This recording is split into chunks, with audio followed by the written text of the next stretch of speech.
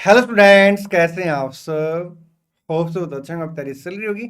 हाँ जी, मैं CA PS Beniwal आप सबका इस एक अमेजिंग वीडियो में वेलकम करते हैं। मैं बात करूंगा सीए फाइनल लेवल पे ना, जो सबसे ज्यादा स्कोरेबल सब्जेक्ट है वो आपका एफआर है।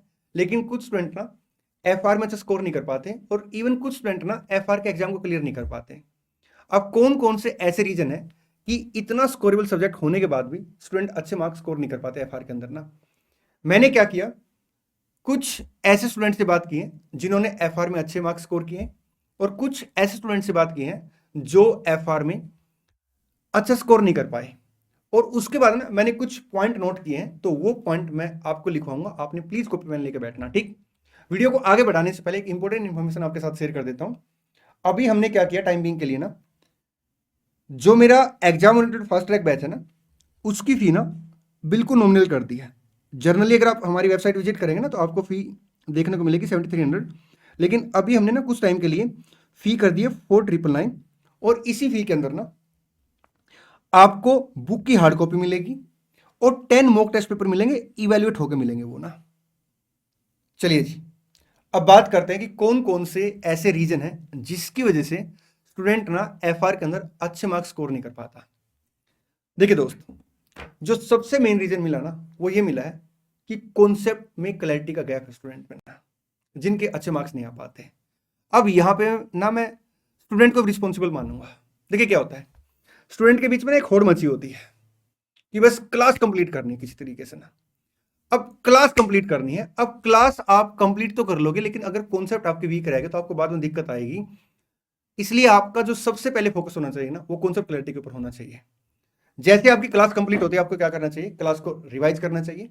और अगर किसी कॉन्सेप्ट में आपको दिक्कत है ना, तो आपको सेम डे में उस कॉन्सेप्ट के ऊपर और वर्किंग करनी चाहिए। कॉन्सेप्ट को आप तोड़ के एग्जाम्पल बना सकते हैं। जैसे मान लो आपने कंसोलेशन का चैप्टर किया, ठीक, उसमें किसी कॉन्सेप्ट में दिक्कत आ गई, तो आप क्या करेंगे, उस कॉन्सेप्ट को ना फर्दर तोड़ेंगे सब कॉन्सेप्ट में, और उसका एग्जाम्पल नोट कर सकते हैं। तो एक तो जो सबसे मेन रीजन देखा गया, वो देखा गया है आपका कॉन्सेप्ट क्लैरिटी का गैप है। सेकंड रीजन है सिलेक्टिव स्टडी। अब सिलेक्टिव स्टडी कैसे होती है, देखिए, स्टूडेंट ना जनरली क्या करता है, क्लास हर चैप्टर की देखता है। उसके बाद उसे लगता है कि यार मेरे को ना कुछ चैप्टर ऐसे मिल जाए जिसमें से एग्जाम नहीं आता, मैं उनको छोड़ देता हूं। देखिए दोस्त, अगर मैं एफआर की बात करूं ना, तो बड़ा अनप्रिडिक्टेबल पेपर होता है। हाँ, कुछ चैप्टर ऐसे जहां से अच्छे मार्क्स के क्वेश्चन आते हैं, और वो हर बार आते हैं। लेकिन उसके बाद जो बचे हुए चैप्टर है ना, कहां से कितने मार्क्स के क्वेश्चन आएगा किसी को कुछ नहीं पता। इसलिए आपने क्या करना, सिलेक्टिव स्टडी नहीं करनी। और सिलेक्टिव स्टडी में ना स्टूडेंट दो टाइप से करता है, एक कुछ चैप्टर छोड़ के चले जाते हैं, और कुछ स्टूडेंट क्या करते हैं, चैप्टर सारे कर लेंगे लेकिन उनके कोई ना कोई कॉन्सेप्ट छोड़ देंगे, या फिर कोई ना कोई क्वेश्चन छोड़ देंगे। तो आपने क्या करना, सिलेक्टिव स्टडी बिल्कुल भी नहीं करनी है। तीसरा मेन रीजन देखा गया है कि फाइनेंशियल इंस्ट्रूमेंट और इंडेस 115 पे कम ध्यान देना है। फाइनेंशियल इंस्ट्रूमेंट टेक्निकल चैप्टर है, इंडेस 115 थोड़ा बड़ा चैप्टर है, उसमें कुछ थ्योरेटिकल कॉन्सेप्ट भी ज्यादा है। तो स्टूडेंट क्या करता है, इन टॉपिक को इग्नोर करता है, इन चैप्टर को इग्नोर करता है, और कहता है कि मैं इन चैप्टर को बाद में करूंगा, लेकिन बाद में कभी उसके टाइम मिल ही नहीं पाता। तो आपने क्या करना, इन चैप्टर के ऊपर अच्छा से फोकस करना, ठीक। कंसोलिडेशन और बिजनेस कॉम्बिनेशन में स्टूडेंट अच्छे से फोकस करता है, लेकिन कहीं ना कहीं ना फाइनेंशियल इंस्ट्रूमेंट और आपका इंडेस 115 को स्टार्टिंग में, मतलब रिवीजन के टाइम पे ना थोड़ा इग्नोर करता है कि मैं बाद में कर लूंगा, और बाद में उसके पास टाइम नहीं बचता। नेक्स्ट जो रीजन देखा गया ना, वो ये देखा गया है कि स्टूडेंट क्या करते हैं, केस सिनेरियो की प्रैक्टिस नहीं करते खुद से ना। देखिए दोस्त, जनरली जो क्वेश्चन आता ना केस सिनेरियो का, वो आपके प्रैक्टिकल टाइप का ही क्वेश्चन आता है। लेकिन जब तक आप ना खुद से उन क्वेश्चन को प्रैक्टिस नहीं करोगे ना, तो आपके सामने ना ये पिक्चर क्लियर नहीं हो पाएगी कि आपको एग्जाम में कैसे हैंडल करना है।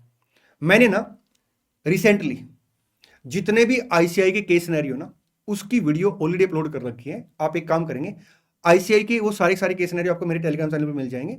मैं उस वीडियो का लिंक आपको टेलीग्राम पे मतलब उस वीडियो का लिंक आपको डिस्क्रिप्शन में दे दूंगा, ठीक। टेलीग्राम का लिंक मैं आपको डिस्क्रिप्शन में दे दूंगा। और आप वो पीडीएफ भी डाउनलोड कर लेना, जिसमें आपके सारे केस सिनेरियो कवर है। आपने उन केस सिनेरियो के ऊपर खुद से सोल्व करना है, और उसके बाद आप उस वीडियो को रेफर कर सकते हैं। तो नेक्स्ट रीजन देखा गया है कि केस सिनेरियो स्टूडेंट खुद से प्रैक्टिस नहीं करते, और एग्जाम के अंदर ना कहीं केस सिनेरियो में गलती हो जाती है, किसी न किसी केस सिनेरियो में फंस जाते हैं, ठीक। जब क्लासें कंप्लीट हो जाती ना, रिवीजन जो है आपको 100% करना चाहिए, और एटलीस्ट 2 से 3 रिवीजन करने चाहिए। देखिए, इसमें कोई दो राय नहीं, सिलेबस बड़ा वास्ट है। लेकिन दोस्त अब सिलेबस है तो हमें एक्सेप्ट करना पड़ेगा और हमें रिवीजन भी करना पड़ेगा। तो कम से कम 2 से 3 बार आपको रिवीजन करना है। कुछ स्टूडेंट क्या करते हैं, रिवीजन के टाइम पे ना गैप रखते हैं, किसी कॉन्सेप्ट को छोड़ दिया कि इसको मैं बाद में करूंगा, कुछ क्वेश्चन की प्रैक्टिस नहीं की, तो आपने रिवीजन अच्छे से करना। एक रिवीजन का गैप भी देखा गया है। एफआर ना आपका प्रैक्टिकल सब्जेक्ट है, न्यूमेरिकल सब्जेक्ट है, मेनली पेपर आपका न्यूमेरिकल क्वेश्चन के बेस पे आता है, ठीक। तो आपको ना क्वेश्चन की प्रैक्टिस करके देखनी चाहिए। कुछ स्टूडेंट में क्या गैप देखा गया है कि वो ना क्वेश्चनों को ना लिख के प्रैक्टिस नहीं करते, आपको लिख के प्रैक्टिस करनी चाहिए। अब यहाँ पे स्टूडेंट की क्वेरी आती है कि सर अगर हम ना क्वेश्चन को लिख के प्रैक्टिस करेंगे ना तो बहुत टाइम लग जाएगा। दोस्त इसके लिए ना मैंने एक वीडियो शेयर कर रखी है कि आपको प्रैक्टिकल सब्जेक्ट को कैसे सोल्व करना, क्वेश्चन को कैसे सोल्व करना चाहिए, तो आप उस वीडियो को जरूर रेफर करना। उस वीडियो का लिंक मैं आपको डिस्क्रिप्शन में दे दूंगा। लास्ट बट नॉट लीस्ट, कुछ स्टूडेंट क्या गलती करते हैं, वो मॉक टेस्ट बिल्कुल भी नहीं देते हैं। आपने मॉक टेस्ट जरूर देने हैं।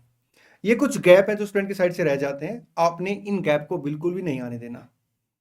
ये कुछ पॉइंट है जो मैंने आपको नोट कराए हैं। अगर आपको लगता है कि कुछ और भी पॉइंट है तो आप कमेंट बॉक्स में जरूर लिख देना, कमेंट बॉक्स आपका है।